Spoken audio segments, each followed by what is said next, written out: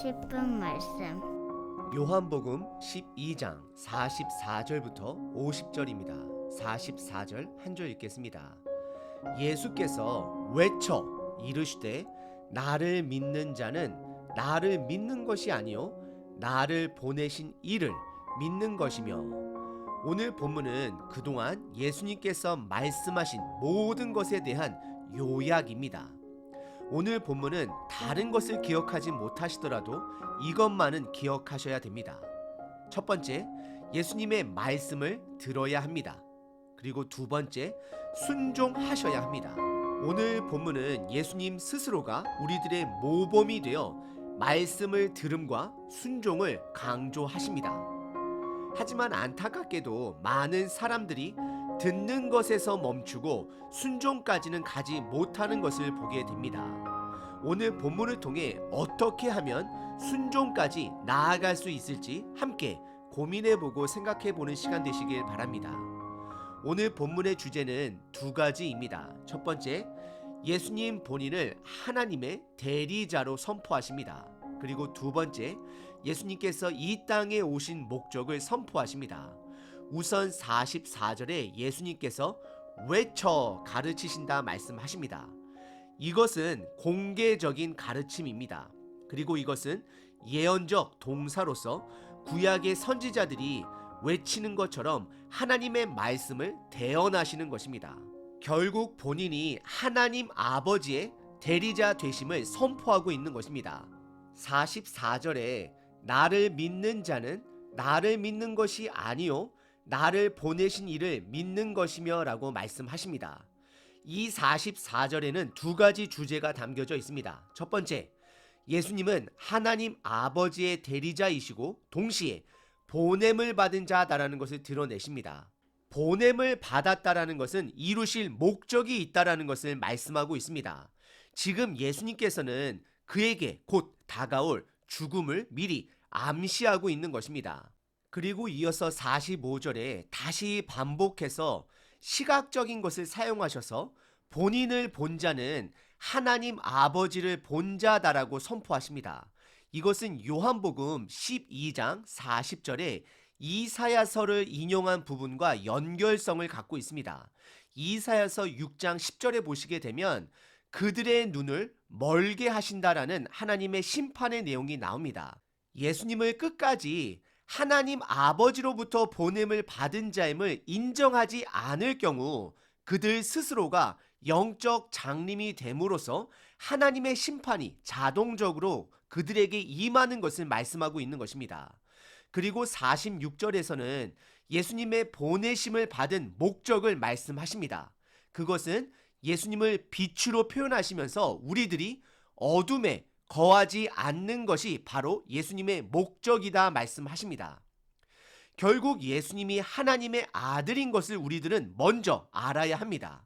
그리고 그분의 삶의 목적을 깨닫고 그분의 가르침대로 사는 것이 바로 어둠 안에 거하지 않는 것입니다. 그래서 이어지는 47절에 보시면 예수님께서 말씀을 듣고 지키는 것을 강조하십니다.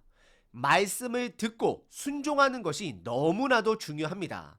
요한복음 12장 42절에 보시면 종교 지도자들 중에서도 예수님을 믿는 자가 있지만 출교가 두려워 쫓겨나는 것이 두려워 담대하게 드러나게 믿지 못하는 자들이 있음을 확인할 수 있습니다. 예수님께서는 지금 그들의 믿음을 성장시키기 위해 말씀하는 것입니다. 그래서 오늘 본문의 시작도 외쳐 말씀하시는 것입니다. 은밀히 믿는 자들, 세상의 눈치를 보며 예수님을 믿는 것을 부끄러워하는 자들에게 이제는 사람을 의식하지 말고 하나님을 의식해야 함을 말씀하고 있는 것입니다. 사람을 기쁘게 하려고 하지 말고 하나님을 기쁘게 해야 될 것을 말씀하고 있는 것입니다. 우리는 믿음 생활을 하다 보면 사람들을 의식하게 됩니다. 남을 배려하기 위한 의식함은 건강한 의식입니다. 하지만 나의 믿음의 뿌리가 사람에게 있다라면 이제는 그 뿌리를 하나님께로 옮겨야 할 때입니다. 예수님이 원하시는 것은 믿음은 사람을 기쁘게 하는 믿음이 아닌 하나님을 기쁘게 하는 믿음을 원하고 계십니다. 47절에 그래서 예수님의 말씀을 듣고 지키는 것을 강조하시는 것입니다. 그리고 그 47절에 이어서 듣고 순종하지 않을지라도 예수님께서는 그들을 심판하지 않는다 말씀하십니다.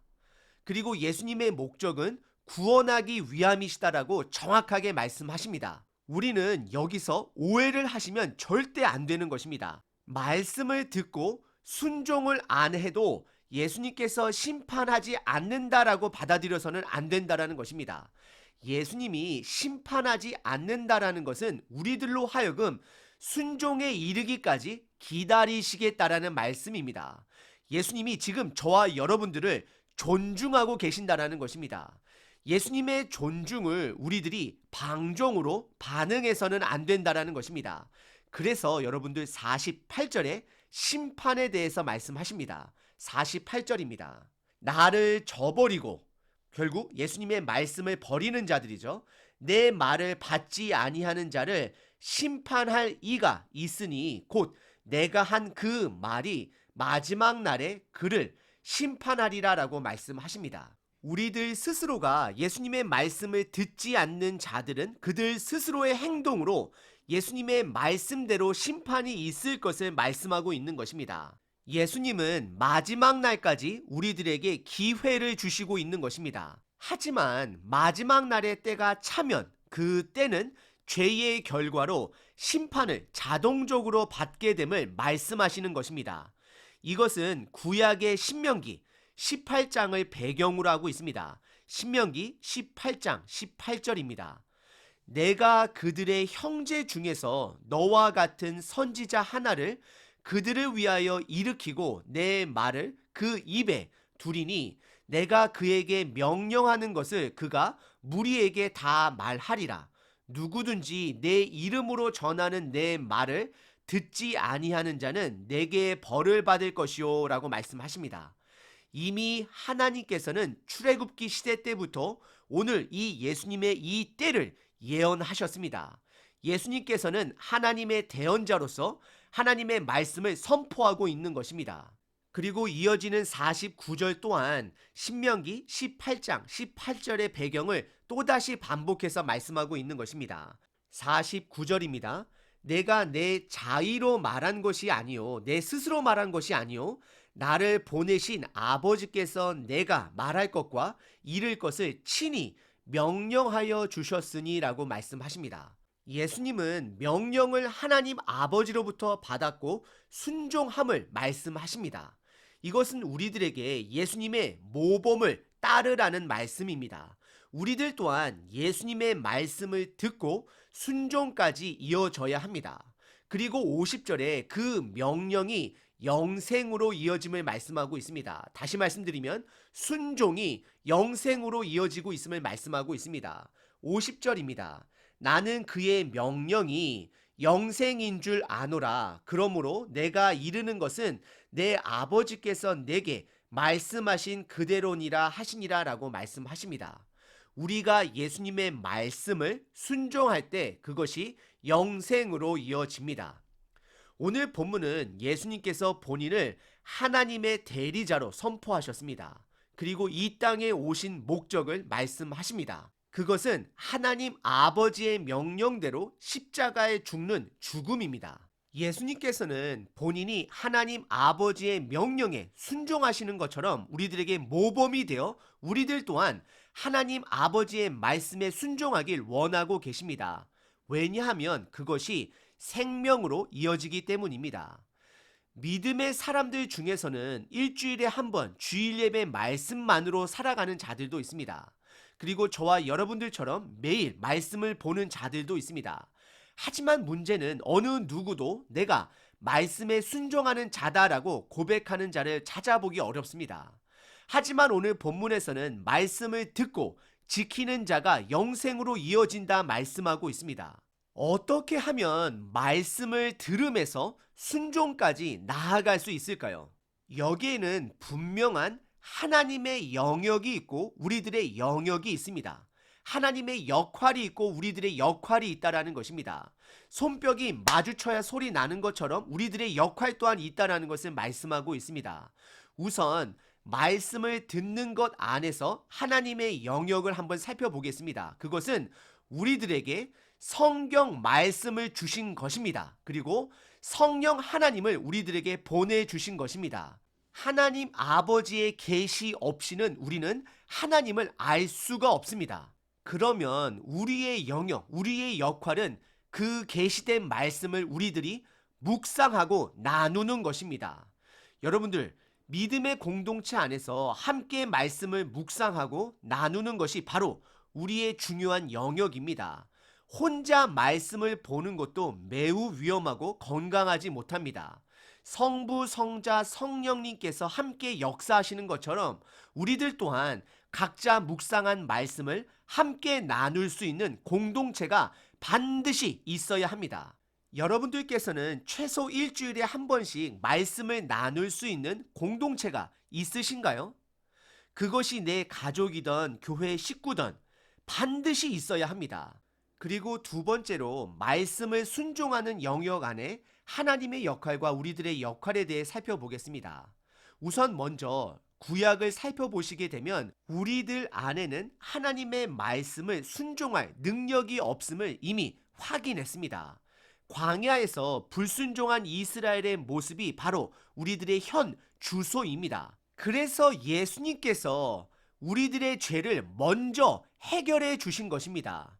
우리들에게 순종까지 갈 수 있도록 우리들의 죄를 먼저 그분의 피의 언약으로 해결해 주신 것입니다. 단 한 번의 제사로 하나님 아버지와의 관계를 회복시켜 주신 것입니다. 그러면 우리들의 역할은 무엇일까요? 바로 말씀에 거하는 것입니다. 거한다라는 것은 관계적 단어입니다. 말씀 안에 거하는 것입니다. 내가 순종의 능력은 없지만 일단 말씀의 생명력을 신뢰하고 믿고 말씀에 거하는 것입니다. 말씀은 생명력입니다.